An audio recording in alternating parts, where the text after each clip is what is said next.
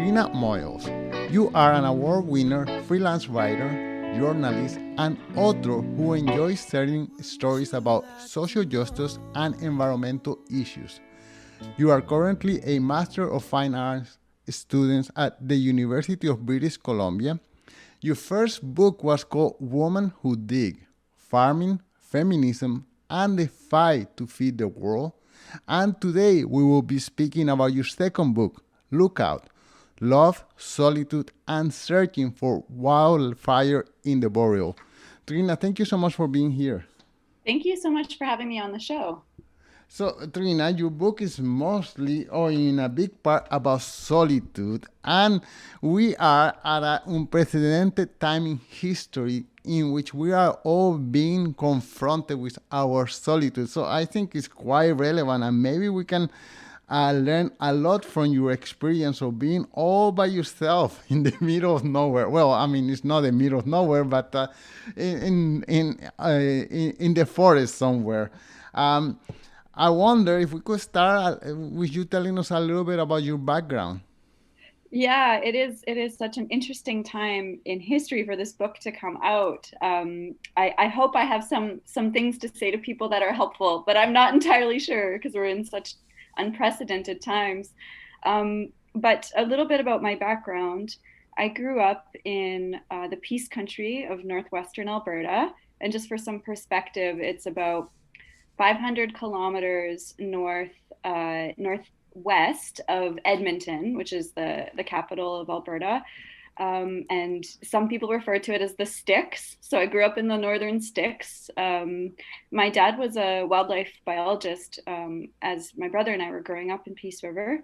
And my mom worked as a social worker and in early childhood development. So it was I would say both my parents really influenced my pursuit into international development, and then also into eventually when I came back to the fire tower, because it was my dad really who was for his work as a biologist. Often they'd fly over the Boreal Forest, doing surveys for moose and caribou populations.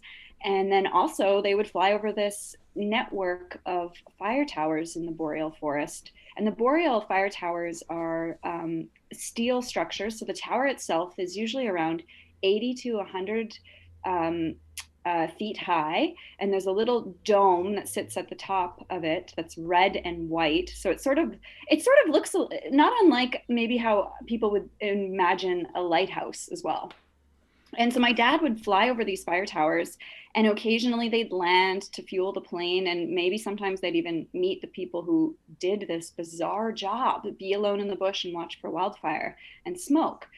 And he'd bring home these tales, and I remember being a kid and just being like totally enchanted with this job. Like, who would choose to do such a thing? Um, and he brought home a copy of this book written by one of those lookouts who was also a writer, and the book is called Burning Ground. It was a novel by Pearl Luke, who worked as the lookout for 7 years in the Peace Country. And I was just totally enamored with both, like, this idea of being alone in the bush and then also being a writer. That always appealed to me from a young age. So I grew up in Peace River, moved to the city like many kids after they graduate from high school. The city being Edmonton, I should clarify. And I studied cultural anthropology at Grant MacEwan University, and I began to pursue a career in human rights and international development. So my work for over a decade took me far from home, and I spent time working in Latin America, in Nicaragua and Guatemala, and then from 2013 to 2016, I lived in East Africa, working for a primary health organization in a communications role. And that's also where I was inspired to write my first book, Women Who Dig, which was focused on food security and gender equality. And it was while I was in Uganda, actually, that I met a wonderful partner, and we were together for 3 years, and I began to attempt the immigration process back to Canada. And that's actually that's a long-winded way to say that's kind of how I wound up at the fire tower in 2016. I was really looking for a seasonal position that would allow me to travel between Canada and Uganda. And I never in a million years would have thought I would do the job for longer than a season. but here we are today. Wow. Let me ask you, what inspired you to study anthropology? Oh, I think, I think that might have been a bit of my mom's influence because my mom really from a young age was working with so many different communities, First Nations communities and Mennonite communities around the Peace Country. I think sometimes Northern Alberta gets a bad rap, but there is actually this incredible cultural diversity in the North. And my mom was really tapped into that, and I was quite inspired by her work, learning from people, learning different languages. She'd bring home all this incredible traditional artwork from the Métis and Cree communities that she worked with. And I kind of think that might have inspired me from a really young age to really have a curiosity for different cultures. And yeah, that's sort of what inspired that pursuit in my undergrad degree. Okay, so not only you study anthropology, but also you want to fight, or you are fighting for human rights, for education, for food security, for sustainable agriculture, and for gender equality. What inspired you all this desire? I mean, most people are just happy with a donation of $5 or $10 or whatever they feel they can afford, but in a big part, you have devoted a big part of your life to these issues that are important to our generation. But not everyone, put on their boots and go and travel to Uganda to try to help the community there, or write about these issues. So, what is the fire in you? Yeah, I think I would really say I've always been pulled by rural communities, and people in general. But I think because I grew up in a rural community that's sort of considered like underserviced, or lack of some resources that would be available in the city. I think that was very impressionable on me from a young age. And then as I began to travel, I met people I remember the first time I left Canada all by myself. I was 19, and I traveled to a rural community in Costa Rica, and through with a youth leadership organization. And the concept was to bring together Costa Rican youth, Canadian youth, and Australian youth, actually. And it was an incredible experience for me. It really opened my eyes to how people live differently, different cultures, and then just different ways of working together to address issues in rural communities. So that again was really impressionable on me, from quite a relative young age, and I was so privileged to be able to have that opportunity. I think because it really was incredibly formative, and it brought me into relationships with these amazing organizations. That's sort of when I realized, okay, I think I would love to work for a nonprofit. I'd love to work with a human rights organization. And the neat thing about working for nonprofits, I always tell younger people, is I think you really gain an appreciation for learning how to be creative with the limited resources that you have. And I think that's again what rural communities are really brilliant at doing. They may not have as to work with as much money and grants and resources and different people to collaborate with, but so you have to get really creative with what you have. And again, I think I was quite inspired from a young age about the beautiful people I met, and I really felt a strong sense of community in that work in that field. What does it feel like for someone born in what is in northern Alberta? Yes, yeah. Yeah, to just be traveling to all these countries, especially most Canadian, when they travel, they go to the usual, I don't know, Europe or the States, but you started traveling to all these Latin American countries first, and then Uganda, and of course it's your curiosity. But I mean, why not the standard route like everybody else? Go to Miami, for example, I or know. I'm not. I can't tell you why exactly. Maybe it was that first experience in rural Costa Rica without. We lived in a 12 youth lived in this house with our leaders without electricity, without running water. And I think that just that close proximity to nature has always really also called me. So maybe that's why I've been so interested in rural, kind of off the map places. But Central America really had a strong hold on me in my 20s. I mean, I just being able to learn a new language, it just teaches your brain to think in a new way. You look at life a little bit differently. And Spanish is such a vibrant language, as you know, and and I think I kind of fell in love with what I was able to learn about just different Latin culture and customs and foods.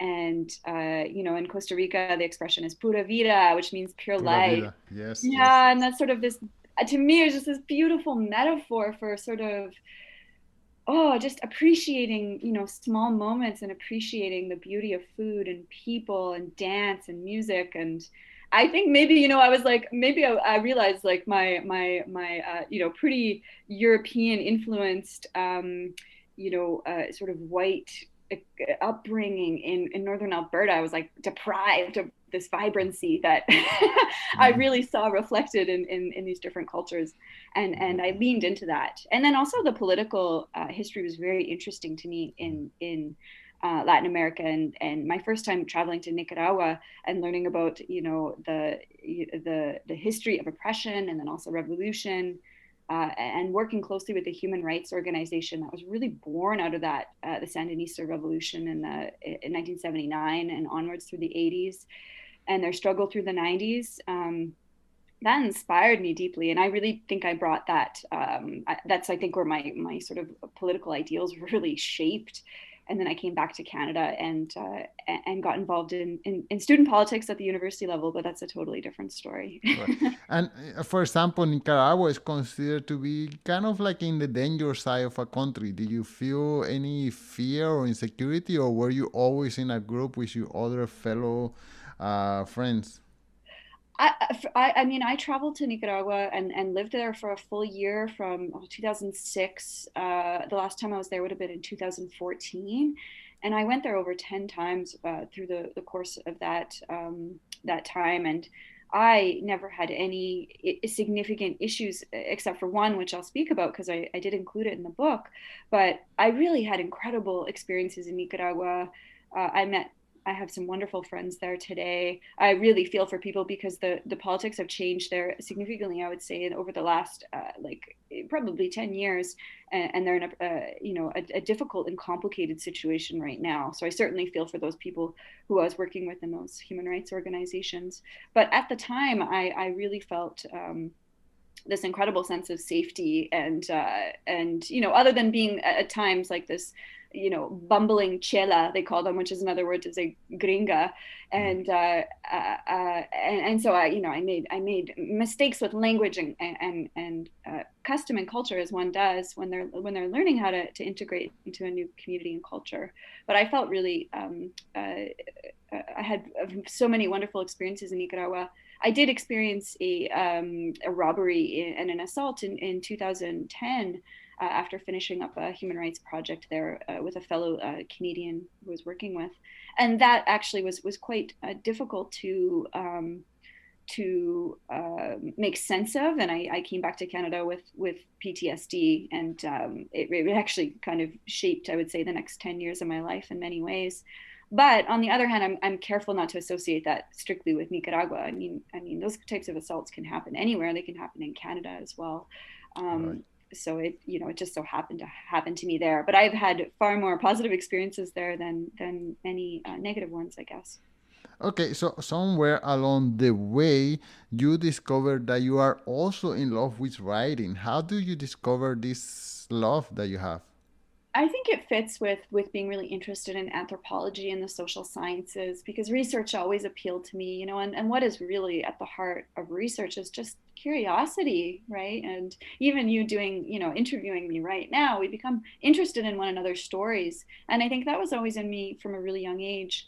My mom is a very creative and artistic person, and she definitely inspired that in the household growing up. She kept everything that I wrote from like age 4 onwards. And I remember when I was 21, she gifted me this beautiful scrapbook with all of these silly little stories I'd created as a kid. And I read a lot when I was a kid, and I was always pulled towards these stories of these, like, usually the protagonist would be this young woman who's adventurous and, like, on a ship or up in the north. I remember reading a story about a Inuit girl and her seal pup.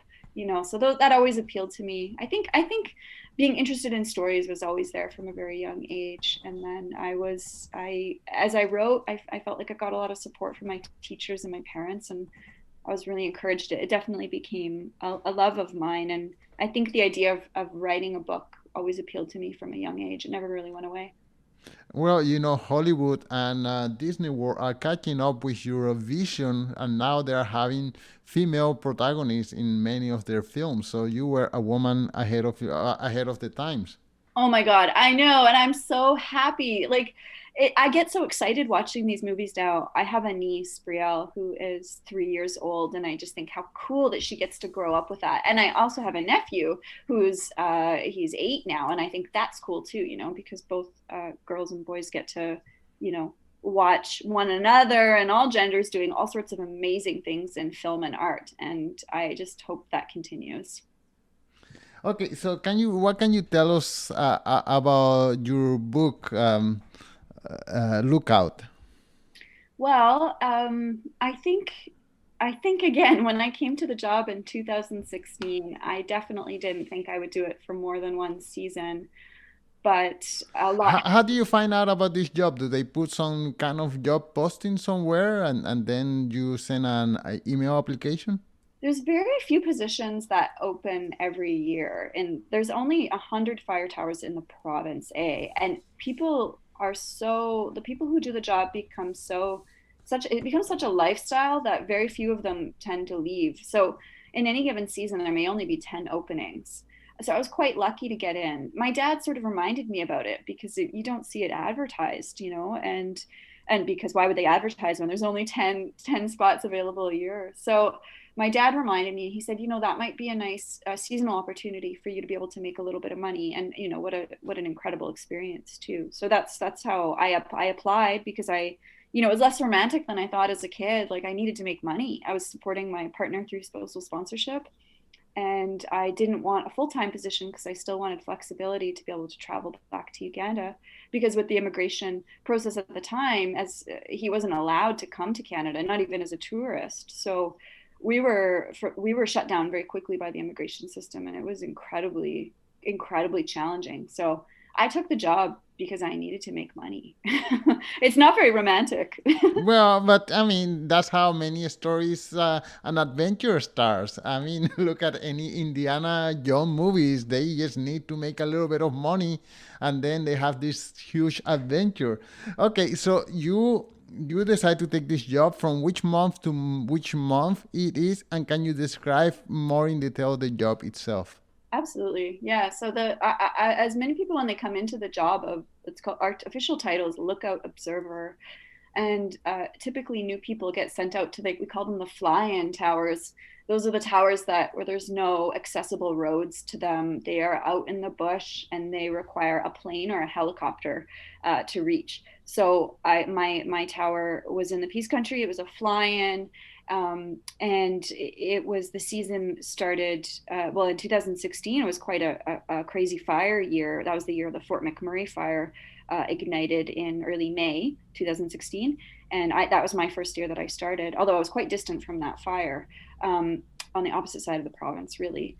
But so that I started the beginning of end of April, and it lasted until the end of August. Now, part of the culture is we don't do shift work. So you go out to the fire tower as a smoke spotter, and that's where you live. There's a cabin on the ground. It's pretty rustic, no running water, no electricity. There's a generator, so you have a little bit of electricity, but you have to ration it. And then they bring you your drinking water and your food supplies once a month, come in the helicopter. So yeah, so it's this culture of being alone in the bush, and there's not really ever a day off. And that sounds a bit crazy to some people, but that's actually the way lookouts like it. So the job is really dictated by the weather in many ways. So if it's hot and it's dry and it's windy, that's sort of a recipe for wildfire. So you're going to be spending longer times up in the tower watching for smoke. But on days that are rainy and there's really little fire risk, that's what we kind of joke, and we call them Romeo whiskey days, which because we use the this special like radio speak, I guess. So Right. Romeo whiskey stands for rain showers, and they're kind of considered a blessing because if you've been on a long, hot, dry stretch of being up in the tower for 2 weeks on end, you can't wait for it to rain because then you get a little bit of a day off and you can kind of relax and go, okay, so nothing's going to burn today. So So, can you describe your day to day? You just jump on top of the tower and just look with you. Yeah, you just look out the whole day, and that's it. yeah, it's you never. I always joke and you say you never know what's going to happen in a given day. Anything can come out of the bush, bears, wildlife. Um, as you do the job longer, you do start to sort of feel the weather in your bones, and you can tell if it's going to be a burning day. Although you never want to get too cocky because the thing is, as you say, is the more you think you know, the less you actually know. So you have to be careful with that balancing that confidence. But so the boreal towers are they're towers. So you have to climb them. So we have a harness and we hook into a fall arrest system, climb the tower. It's 100 rungs up to the little cupola, which we call it, so the dome that sits atop the tower.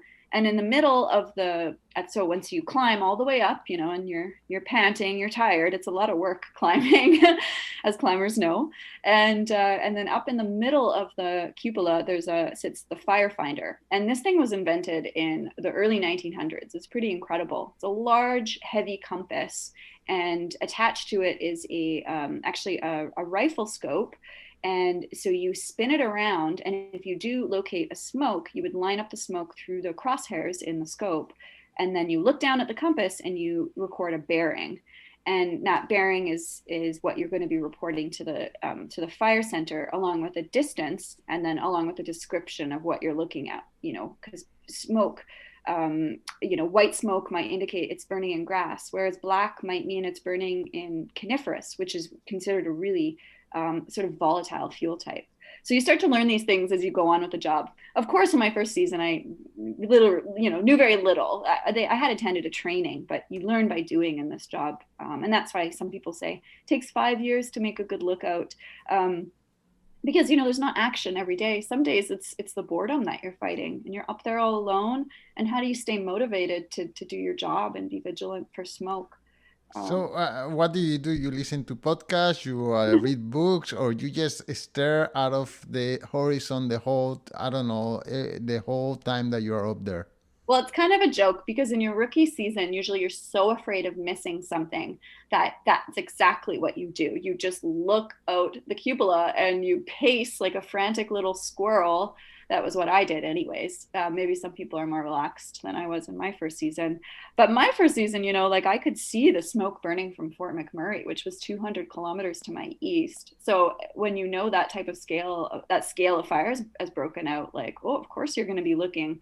You don't want that to happen in your little corner of the forest and not have reported it in a timely fashion. Lookouts are responsible for reporting smoke within 3 minutes of seeing it, and so you when you do see a smoke, you're scrambly. You're spinning around the firefinder, lining up the shot. We communicate over a two-way radio, and you jump on the radio, you call your tower neighbor that may be 60 kilometers away from you, and you go, can you see what I'm seeing? And if they can, that's when you can get, we call it a cross shot. So you get a second bearing on the smoke. And then we do triangulation, just using a map. It's not even digital. This is still like a sort of automated job that still exists in the world, which is pretty incredible. And so you were able to use triangulation to pinpoint a location. But the longer you do the job, you start to realize like when there's going to be a smoke and when it may be a quieter day. And so I bring up a little ukulele. Sometimes I badly play the ukulele. You can watch for wildlife. Sometimes you'll get bears that come and go, or moose. You can always hear the moose before you see them because they are crashing through the bush. I bring books. I do a little bit of writing, but people say to me, "Oh, what a great place to write." It's really not, because it's too distracting, and the pressure of missing a smoke is quite high. And so I don't tend to do my best writing. I actually write more so in the winter, in my off season. And I spend, I think, more time being present and being in the moment at the fire tower, because that's a sort of a survival strategy out there. You have to be so alert.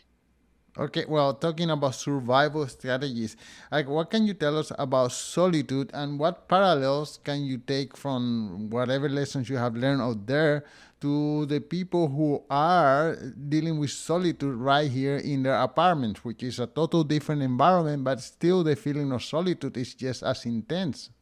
Yeah, it's such a good question. It's something I've been thinking about really since last year when the pandemic broke out, is how has this job equipped me to handle this isolation, and not just the isolation but the fear, right? Like, it's, there's just been so much fear associated with, not wanting to, infect anyone or to become sick, or about your loved ones, or about people who are living in different places. So there's just all these anxieties kind of compounded around that. But there's a big difference between isolation and solitude.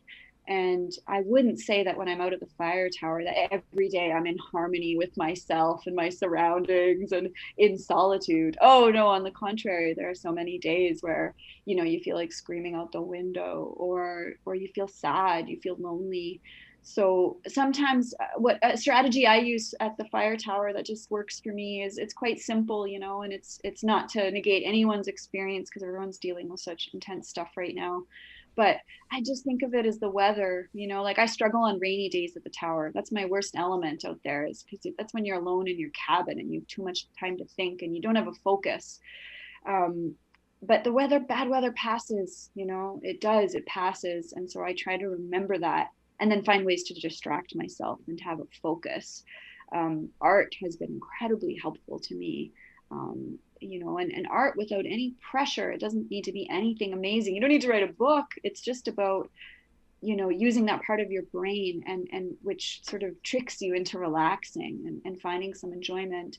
Also taking cues from nature, and I still think that is possible in an urban environment. So many writers are writing about their urban experiences of nature right now. I think of Keoma Clear's Birds Art Life, and she describes this beautiful relationship with birds in downtown Toronto and parts of Toronto.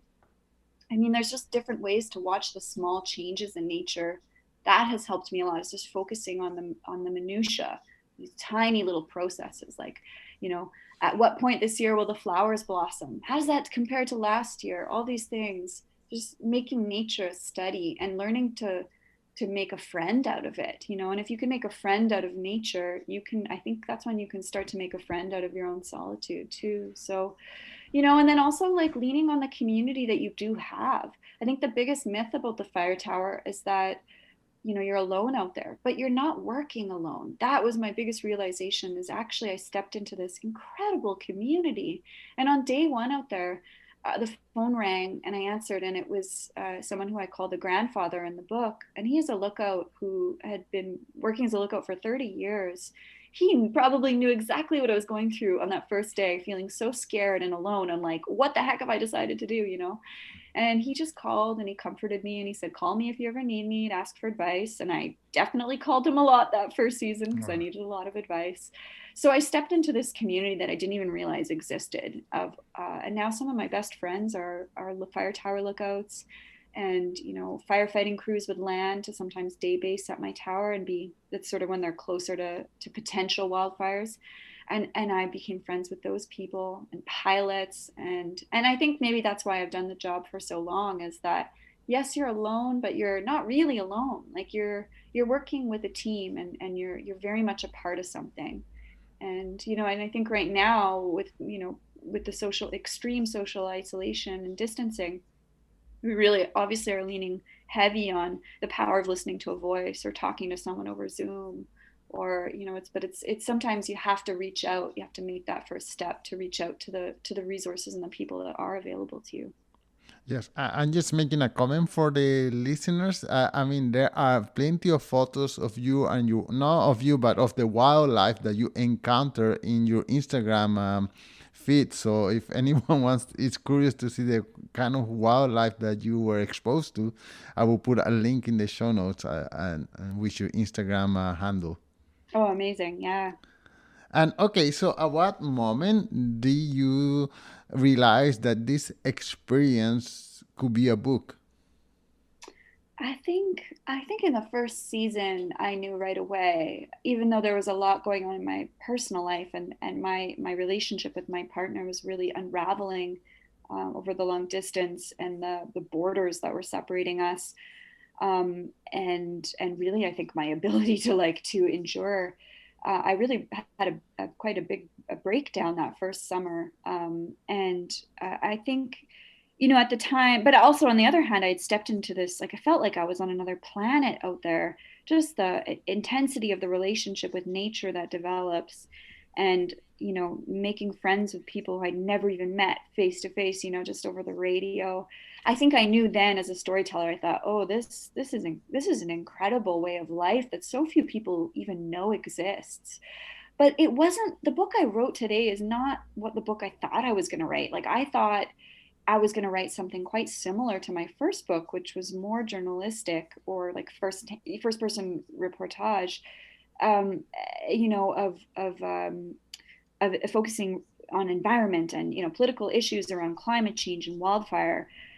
But then, after the first or second draft, I shared it with. I actually did a writing residency at the Banff Center in Alberta. We're so lucky to have the Banff Center to support a number of different artists.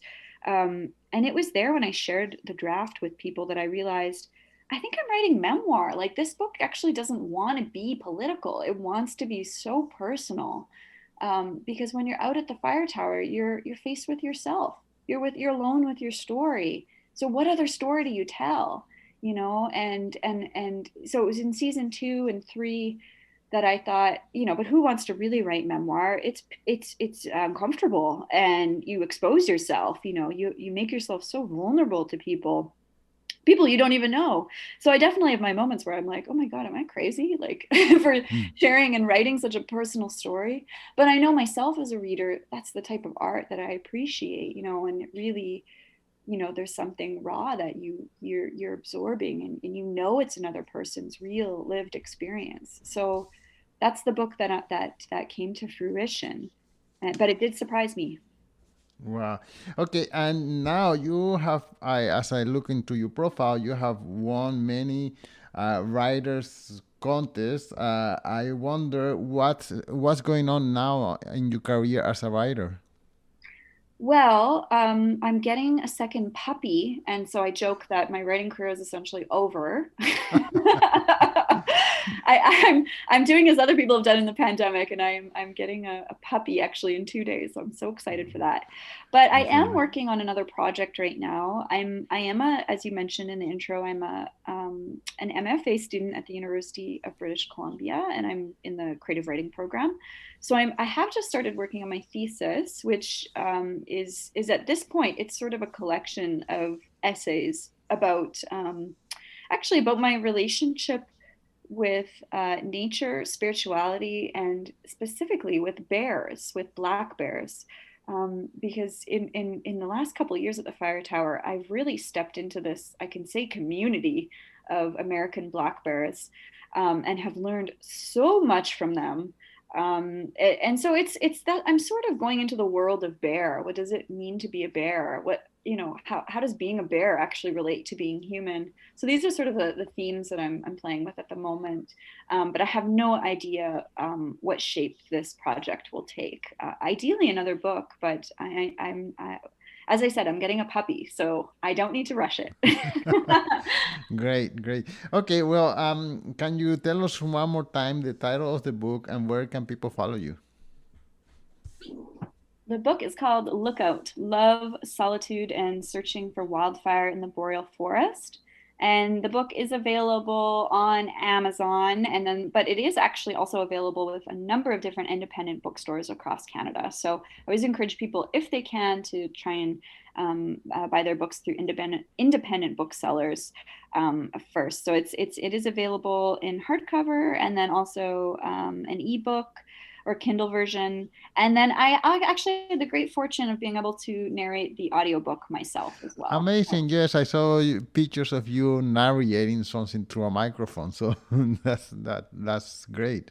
Yeah, I hope it'll be a really fun listen for people. And I know it's great for road trips and for when you need to be hands-free. So I'm so excited to share this book, and I'm so appreciative of you inviting me to speak about it. Well, it's an amazing story that we don't get to hear how someone lived in isolation for such a long time and survive and tells the story back to us human beings. I mean, city dwellers. Yeah, it's and and I do think that I don't encourage people to do the job. I think I said from the get-go, I thought, like this will seem very romantic to people, but in actuality, it's a very challenging job, and it's a bit of a lifestyle sacrifice in many ways, and it can be incredibly hard on relationships. So I think I hope what readers will be able to relate to is just the vulnerability of the story, but then also the potential for developing a relationship with nature wherever you are. It doesn't matter whether you're in a city or a small town or in a remote community. Nature will find a way to you, and is interacting with you in so many different ways. But sometimes we just don't have the awareness for it, or we haven't cultivated that awareness for all of these amazing natural processes happening around us. Wow, that sounds like an amazing story. Trina, thank you so much for your time. Thank you so much for having me on the show.